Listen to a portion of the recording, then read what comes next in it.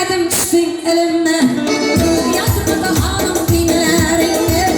Erkeler bizim çizse de gülerini Hapalı gelmeye sakinlere Hapalı gelmeye sakinlere Yazdı alacağım dinlerini Erkeler bizim çizse de gülerini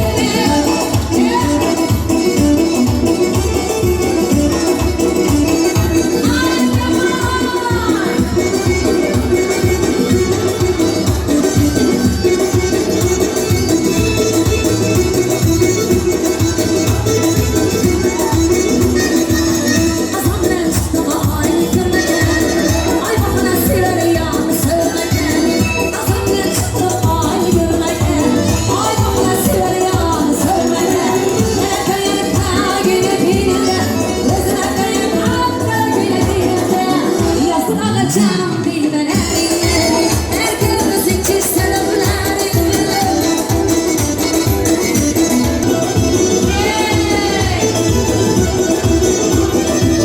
Elinde güneşin giymesi bakar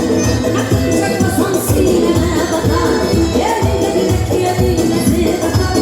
Aklın çakmasan sineme bakar Göremeyi çiçe damlara bakar Göremeyi çekirlere bakar Yazdı alacağım dinlerini Erkeğimizin çizselemlerini Mübarek olsun, toylar mübarek olsun. Gelecekimizi güzel koyamıza gel talepler yemin alalım.